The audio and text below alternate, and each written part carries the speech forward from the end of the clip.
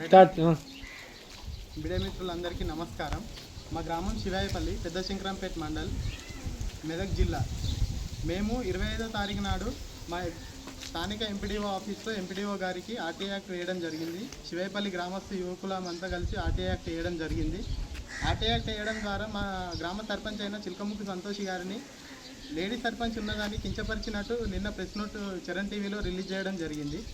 అయితే RTI act వేయడం వల్ల లేడీస్ని ఎట్లా కించపరిచినట్టు అవుతుందని మాకేం అర్థం కావట్లేదు. అయితే సమాచారం అడగడం లేడీ సర్పంచ్ కించపరిచినట్లయితే మరి సమాచార హక్కు చట్టం ఎందుకు పెట్టిరు గవర్నమెంట్, అది రాజ్యాంగంలో ఎందుకు సవరణ చేసిరు? డాక్టర్ బిఆర్ అంబేద్కర్ గారు ఇచ్చిన సమాచార హక్కు చట్టం కిందనే మేము వెళ్ళి ఆర్టీఐ యాక్ట్ వేయడం జరిగింది. అయితే కోటి రూపాయల నిధులు గ్రామానికి మంజూరైనాయని చెప్పి వీడియోలో చెప్పడం జరిగింది. అయితే కోటి రూపాయల పనులు ఎక్కడ జరిపారు, ఏ విధంగా జరిపారు అనే తీర్మానాలు అవి మాకు చూపించడం కోసమే మేము ఆర్టీఐ యాక్ట్ వేసాము. కావున దాని పార్టీలకు అతీతంగా చేస్తామని అంటున్నారు. పార్టీలకు అతీతంగా అయితే వాళ్ళకు సంబంధించిన ఓటర్స్ దగ్గరనే సీసీ రోడ్లు కానీ, డ్రైనేజ్ మోరీలు కానీ, ఏదైనా ఎలాంటి వరకైనా వాళ్ళు గెలిచిన గత 6 నెలల్లో వాళ్ళకు సంబంధిత ఓటర్ల దగ్గరనే అన్ని వాళ్ళు ఫీల్ అయిన దగ్గరనే రోడ్లు కానీ, డ్రైనేజీలు కానీ వేయడం జరిగింది.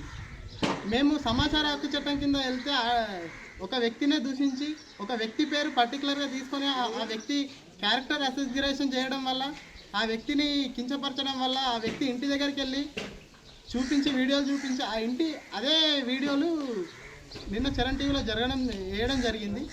కావున ఆర్టీఐ యాక్ట్ వేయడం వల్ల ఎలాంటి మేము మహిళలను కించపరచలేదు అని మేము మీడియా మిత్రులకు తెలియజేసుకుంటున్నాం. ₹1 కోటి వర్క్ చేసినామని చెప్తున్నారు.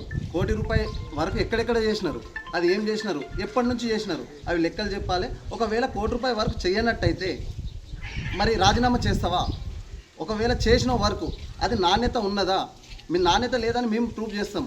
అలాగే నువ్వు చేసిన వర్క్ అంతా పార్టీకి అతీతంగానే చేస్తున్నావు, పార్టీలకు అతీతంగా చేస్తున్నావు అని అంటున్నావు. కానీ నీకు ఎవరైతే సపోర్ట్ చేసిరో వాళ్ళ దగ్గరనే రోడ్లు వేస్తున్నావు, వాళ్ళ దగ్గరనే మోర్లు వేస్తున్నావు. కావాలంటే మేము ఈ వీడియోలో చూపించగలం. దయచేసి ఒకసారి అందరు గమనించగలరు.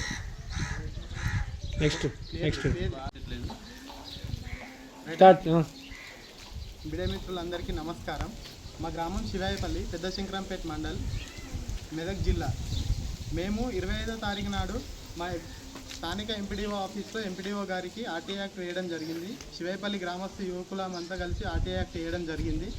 ఆర్టీఐ యాక్ట్ వేయడం ద్వారా మా గ్రామ సర్పంచ్ అయిన చిలకముక్కి సంతోషి గారిని లేడీ సర్పంచ్ ఉన్నదాన్ని కించపరిచినట్టు నిన్న ప్రెస్ నోట్ చరణ్ టీవీలో రిలీజ్ చేయడం జరిగింది.